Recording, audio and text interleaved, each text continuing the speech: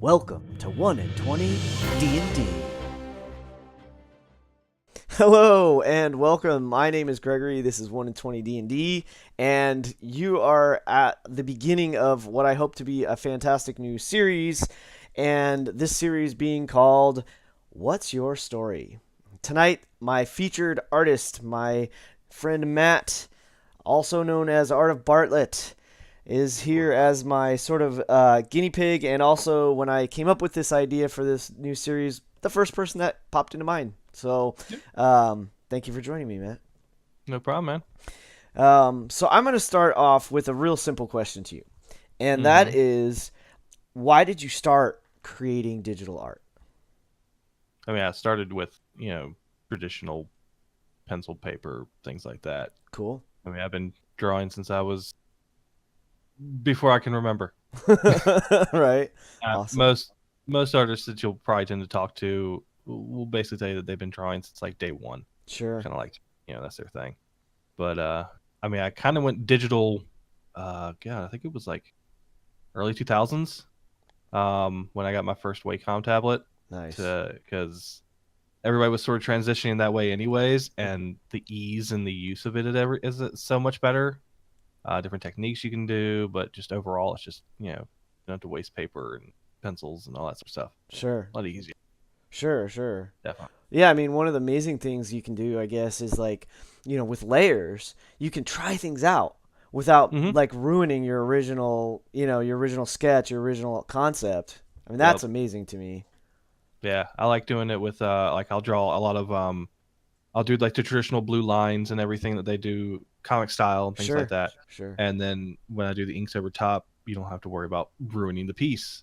And you can try different styles, do it different ways, do it multiple times, see which works best. So, Cool. Awesome. So, one of the things that I intend with this is that, I want to interview men and women like yourself that are fantasy, sci-fi primarily, mhm. because we met through D&D, which is Yep. awesome. And this whole my whole channel here is about RPGs and D&D and all this. So I really got hooked onto your art, of course, by being introduced to you as a D&D player, and then you came up with this amazing picture for your character. I'm like, wow, that's cool. I like that. Um, Yeah, my so dwarf. so you right. So you sort of answered these next two. I'm going to put these next two questions together because you sort of answered them in a way already with saying you started with traditional medium. I was going to ask, do you work in other mediums? Like myself, I haven't really tried digital art. I've fiddled around with it. I haven't gotten myself a tablet. I want to because I think it would be really fun and exciting to try that. But I used to sketch. I still have a sketchbook, and so I mean, I can relate to that. So, do you still do? I mean, do you have a sketchbook? Do you I still do do. that kind of thing? I have one. Mostly I use it for calligraphy because I do some calligraphy Oh, stuff on the side as cool. well. Very cool. Which you can do digitally, but I just find it works a lot better by hand. Oh yeah, for Um, certain. and I will say, if you are trying to get into any sort of digitals and digital drawing for your first time, check something like Craigslist because people Oh, are always getting rid of the get old rid of ones old. when they get an upgrade and things like Sure. that. Great tip. Craigslist, things like that is always a good place to go because there could be plenty of them out there, and I imagine you eBay get good prices on similarly too. eBay. Yeah. Definitely, Great yeah. tip. Thank you. So that sort of ties into the same question of it's like because my introduction to your art was through fantasy, Mhm. what drew you to fantasy and sci-fi art? I mean, I grew up watching a lot of sci-fi and fantasy movies and stuff. I'm a big movie person myself, so I've always liked to draw my own versions of things Cool. and change them up stuff. I was the kid in elementary and middle school who everybody was like, "Hey, draw this for me. Just Right on. draw your own version of a superhero." And we make up superheroes, and of course, I was the one who was like, "Can you draw boobs?" Yeah, I can do that. Of So course. yeah, I was that kid. Yeah, Yeah. for sure. That's awesome. I did you so in that did you how do I want to say? Did you precisely mimic stuff, or were you trying to more do your own version of it? I mean, some it started off with a lot of well, funny enough, this piece right here, Mm, which was done by Joe Madeira, Joe Mad, when he used to draw X-Men back in the day. mm, I copied his style a lot. sure. I'd get the new comics, I'd lay them out, I'd do my own drawings of them. Like, oh, that's a really cool Wolverine. I'm gonna draw that version of Wolverine, and then you learn techniques through things like that. But he was always one of my first ones. That's one of the reasons why when that thing came out, I was like, I have to have it. It's gonna happen. Yeah, and for anyone that Um, might not recognize, that's a Critical Role poster yeah, that was done by Joe Madeira, right? because Yeah, Joe that's Mad did the art for it and everything. Because unbelievable. him and Liam were working on was it?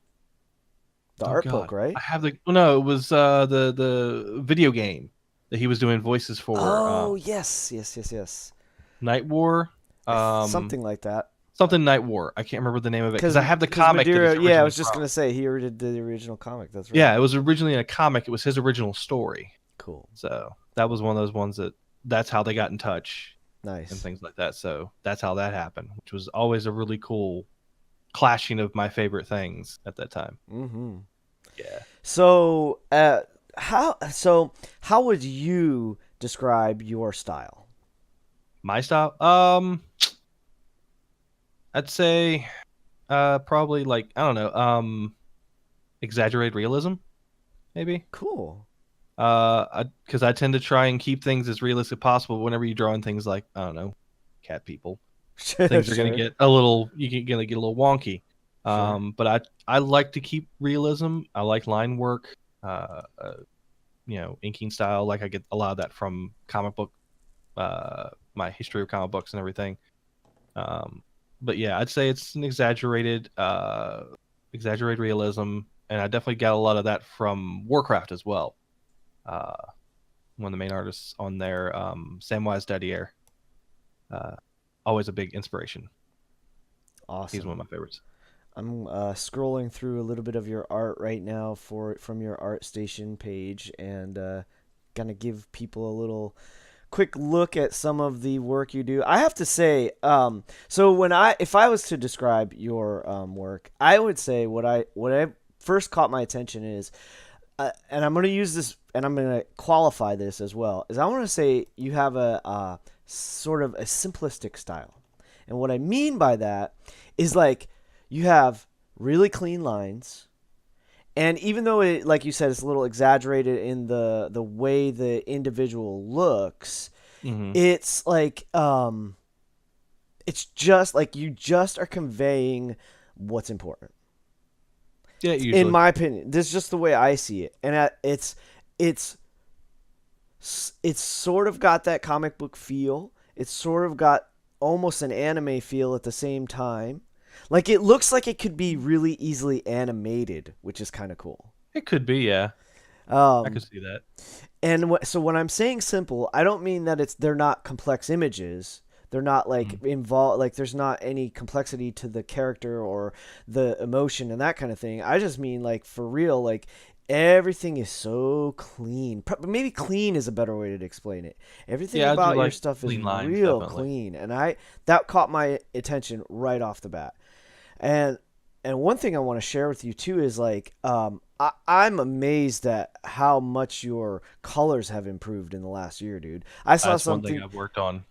and it totally shows. I Hmm. looked at something you did, one of the mouse, and then the Warforged that you just posted on Twitter fairly recently. Oh Those yeah, the yeah, most yeah. current recent ones I saw anyway. Hmm. Man, really, really cool colors. I'm Yeah, that's something super I've been working impressed. on because that's always been my weakest point is Mm-hmm. colors. Okay. Um, that's something that yeah, I'm always trying to work on to find better ways of doing that. Well, now with that, now I love your color palettes. The color palettes you Seem use to be for your pretty bright. characters. Yeah, and that's actually sort of the next that's funny, it's interesting little segue into the next question, which is like do you have a favorite color palette?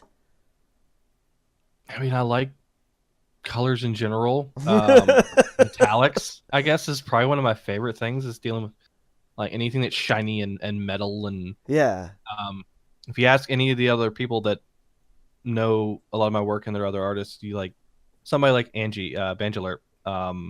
she would definitely say that I like doing detailed armor. Yeah. And Mm, comes with that would be a lot of mm. shiny armor stuff. So Cool. Yeah, yeah, I that's always sort of that. the I guess the thing that caught my attention in the in I think the Warforged was like more you had this more dynamic. It was like the shade, maybe it was the shading and like the texturing really jumped out at me. Hmm. I feel like there was this kind of interesting like a rainbow, like maybe what am I thinking? I should look at the image and that will probably give Well, she had me. a rainbow shirt and like headband and even like multicolored hair. Yes, that's exactly right. That's the Yeah. one I'm looking at, and um, yeah, I love that, dude. That's like to me, it seems like a lot different than what I remember you seeing from you like a year ago, which is super cool. Yeah, definitely. So I now, definitely work on that. so if someone comes to you and asks you to draw something, Hmm. what are you doing in the way of like how do you you know, how do you choose a color palette for a specific character or creature or what have you? I mean, it depends on what they're looking for. If it's something humanoid, Mm-hmm. certain skin colors will work well, depending on Mm-hmm. the character, Mm-hmm. and depending on what the character is. If it's like a cowboy western kind of character, you're going to have some muted colors, things like that. Cool. And depending on where the creature's origin is, things like that can definitely make a difference. Like if you have a character who Mm. is heavily influenced off of Egyptian type of looks, you're gonna have a lot of golds, a lot Mm. of certain bright colors, a lot of gemstone colors, things like that. Neat. It'll vary depending on what the character's concept is. Oh, cool. So you're taking the concept though you said origin, which to me kind of is I would say is like the backstory. Hmm. Yeah. Sweet. Yeah. And I Yeah, if I'm doing like a portrait or a piece that's like somebody's character for like a D&D game or whatever, mm-hmm. the more info they can give me about the character Mm. can make a big difference because like Absolutely. the attitude of their facial features, what themes they might have, things like that can definitely help colors.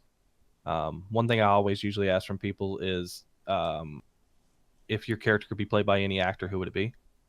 Because that Mm. can tell what facial structure specifically that they're looking for. That's cool. There's a big difference between somebody like Jeremy Irons and Mm. Bruce Willis. Mm. They're gonna look a little different, you know. So that's one of those things that I tend to do myself. That's a great question. Yeah, so that to get kind of I guess that informs your imagination so that when Hmm. you're putting this, when you're creating this individual, you have sort of a start point, and then Hmm. you take in what they're giving you as like far as equipment and that kind of thing, what they're wearing Yeah, and so forth. That's cool. it That's can. a neat way to start. I like that a lot. Yeah, I tend to have a set of questions I do Mm, for commissions and things like that. sure. I would imagine most people would do the Oh same way. yeah, Yeah. there's certain things that they're always looking for. Mm, Sometimes it's hard that somebody's like, I want you to draw an orc barbarian mm, and just go crazy. I'm like, kind of need a little bit more than that, bro. mm. A little bit more than that is helpful. I love it. So you enjoy doing commissions? Yeah, dude. It's I fun to see what other people have ideas for their characters and what they're looking for. sweet. Because a lot of times they'll have very specific, details Mm, about their characters. mm. Fun. Yeah, it Yeah. must be rewarding to be able to bring that to life for people. Yeah, it can be. It's That's a lot of cool. fun. So, do you find yourself mostly focusing on like portraits or full body stuff, or do you think you do more of one the type of I tend to image do than more full another? bodies, I think. Oh, cool. Um, but I can do whichever. Yeah, Portraiture can be a little bit easier, sure. less details going on there. Of course. But I like doing the full body ones because then you get a better idea for the character overall. Mm. Like there's a big difference in somebody's shoes and difference what type of gloves they might wear if they wear gloves at all, or Mm-hmm. Mm-hmm. weaponry, how it hangs, where it would hang, how many Mm. belts they have, or weird things like that. Mm. Yeah. Do you so now maybe you've done this but I haven't seen it. How Mhm. about things like scenery and that sort of more like broader I scope try. stuff. Okay, no, and I I try. mean, It's just never been one of my strong suits. sure, sure, I can Is that understand that. mostly characters, but yeah, I could always give it a shot. Yeah. Definitely. No, I can totally relate. I mean, that's something I would be much more. I can imagine it like I think you kind of find something that you feel comfortable doing and you're pretty good at, and it's Hmm. easy to do those. And it's like, yeah, you could probably stretch yourself into this other stuff, but Yeah. maybe there's. Oh, I was kind of wondering, does like do you think it if you do a portrait for someone or you do a full body for someone, do you think Mhm. or do you know if they're are they taking that and putting them into like another scene or something with like the other characters from the party or anything like that or Sometimes people will do things like that. A lot of times they're used for character icons for like roll yeah, 20 if you right, run a of game on course, there. yeah, Sometimes people just print them out and they'll have them at the neat, table. So like when they're like, "That's what my character looks like," things like that. awesome, Um, and just sometimes they use them for inspiration for like getting into character. You just take a look at the character and get a better hmm, emphasis on what they're about. I myself, whenever I'm making a character for a game of D&D or something like that, um, instead of writing a background and things like that, a lot of people do, I'll draw the character because it gives me a better idea of what they're like, what kind of armor, what kind of pieces of things they have, how it's hmm, placed, how they're built. Gives me a better idea of the character themselves. hmm, So that's just one of the ways I do it. sweet. um so you talked a little bit about how you where you get some inspiration for like the appearance, the facial appearance of the character. Where else do you get your inspiration? I mean, a lot of times I'll ask people for any sort of references they might have Mm-hmm. of like, this is the kind of armor that I was thinking, but these sort Mm, of changes. mm-hmm. If they can send me anything, helps. I myself tend to browse Pinterest a lot to look at things. I've built boards based on races and stuff and classes to pull ideas from because sometimes I'll see something that's really cool and I want to Awesome. incorporate some of that. That and just overall just watching movies, Sure. TV, whatever.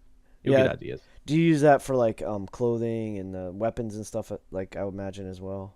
Hmm. Yeah. Actually, one of the most recent things I did was a character for a friend's Animorphs RPG that we just started. Cool. It's the latest one on my art station, actually. And trying to research women's clothing, which is different. Oh, yeah. Uh, so how that stuff lays and the different cuts and types and all these different things. You learn a lot about fashion doing character art. It's kind of interesting. That's awesome. So it does help. Yeah. Yeah, for Yeah. sure. That's Hmm. great. Um so who are there's a little maybe sidestep. Who are your favorite artists or My favorite creators? artists. Yeah. I mean, there's quite a few. There's of course Joe Mad, Mm-hmm. and another one that's up here, Jim Acuerto, well known in the D&D community, Mm-hmm. especially Critical Role. Mm-hmm. My friend Angie Bandular, she's a great Sure. artist. Angie's awesome. There's Jen Bartel, who is an awesome artist that you'll probably see her on Twitter. She does a lot of really brightly colored characters. Is it Jen? Uh, Jen Jen, Bartel? yeah, Oh, Jen Bartel. okay. Um, Tess Fowler, Oh, Tess is who's a amazing. well-known For sure. critical art role artist, and she does a lot of her own comics and everything. Um, you know, if you're going back to like comic stuff, I'd say uh, Steve McNiven, who did the original Civil War comic, Oh, wow. way back. Well, not way back, but like that was like early 2000s. Thinking like that, I'm like, no, it's not that far back. A lot of different people. God, who was the one that I was just? I have all my comics literally sitting right here. Right. Uh, who was I looking at? It I, was, well, of course, Stephen Niven. Yes, I said that already. I like your little Oh, BB-8 there. Oliver Coipel, Olivier Coipel, I believe is how it's Oh, pronounced. awesome. He's a big artist in Marvel Comics itself. Um, Gibbons, who did the original Watchmen books. A lot of different artists in general. Probably the one that has had the most influence when it comes to line art and everything would probably be actually a guy named Hydro 74. Huh. You've seen his work. He's the one who's done most of the collector's edition covers for D&D books. Oh, wow. He did He's going to be doing the main covers for that big collection they're doing of the 3 original books for 5th edition. That's coming out. He just did the special edition Art Arcana. He's done a lot of these special books, but he's an illustrator who does mostly mouse clicking designs through Illustrator. Hmm. Um, and he has a very particular bold kind of style that's Cool. really cool. Awesome. There's a lot of artists that I like, just too many to name. Sweet. Yeah. Well, like of A lot of them I course. follow on ArtStation actually. Yeah. That's Yeah, sweet. All right. So who are two that I should interview? I would definitely recommend Angie Banjalert Yeah, that's a on great, Twitter. I would definitely fantastic recommend her. selection. I can get you in contact with her if need be. No, yep, we're already friends. I will definitely I send had a her a feeling. message. And probably Joma actually would be kind of awesome if you could get Oh, him. Jomo would be great. Joma would be a great one. That is a great suggestion. Um, I will attempt and that. if you really want to pull in the people, Yeah, for Tess sure. Fowler, For she'd be a sure. great one to have on. If you could definitely get I her will in. keep that. I'm going to build a list. So Build that those are list, the man. first three. You were the number one, and those are going to be the next three that I try to Yeah, there's contact. a few that you could definitely pull from. I mean, especially the Critical Role artists Hmm. overall. There's a lot of good Absolutely. ones out there. I have a feeling that this will end up being quite a few of those. Hopefully, we can broaden out from that and just to get out to Yeah. fantasy in general. But hey, Hmm. man, it's got to start somewhere. So, Oh yeah, definitely. and my gosh, there are thousands of incredible artists within the Critical Role fandom. So I would love Oh, to huge interview amount. many of them. So Yeah, some of them that you can like who just found out about Critical Role, and you'll like see these amazing artists who are doing stuff from like the first campaign. yeah, Um, oh, another good one actually I would recommend would be a lady by the name of Voodoo Val.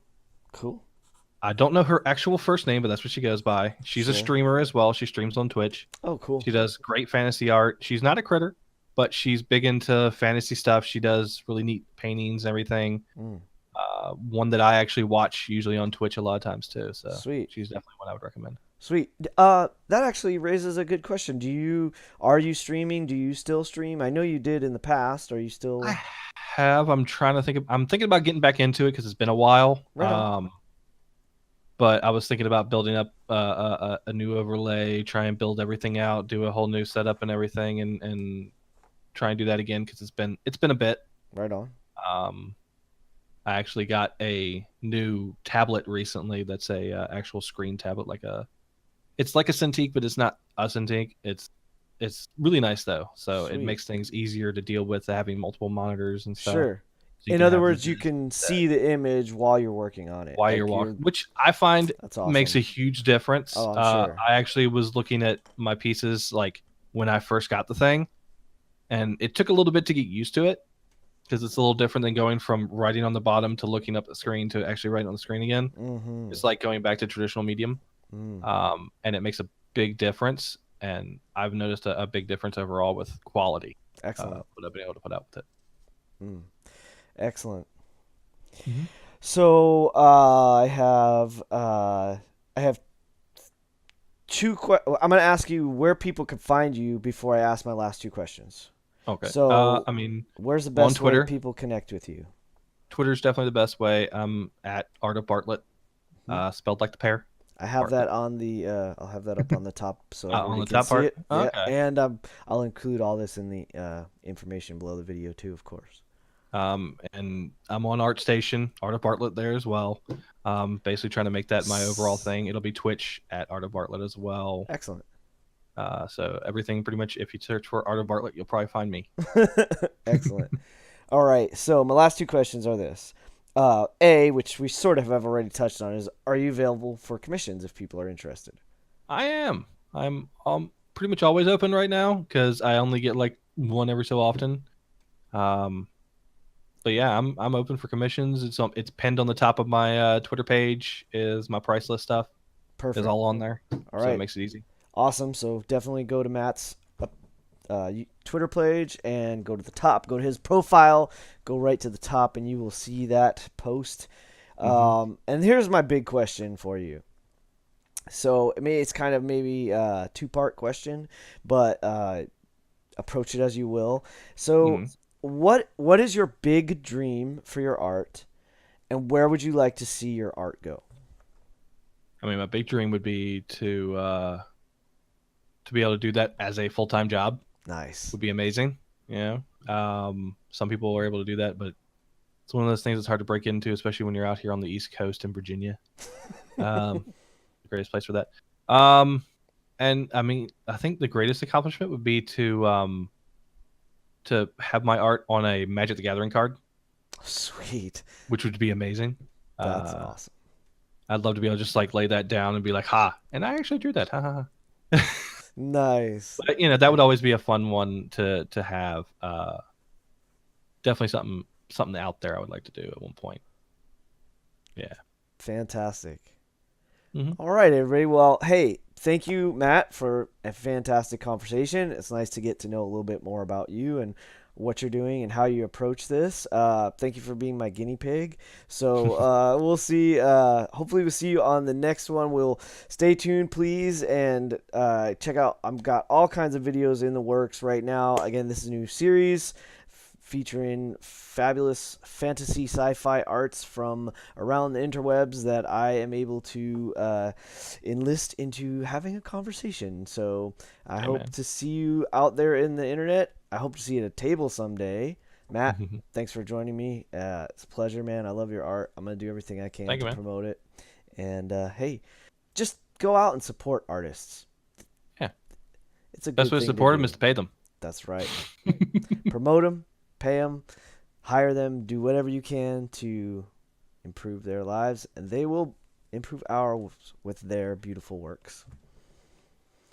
All right. Until next time, Peace. thanks again for joining us, and be sure to subscribe so that you'll be notified the next time we ask another artist, what's your story?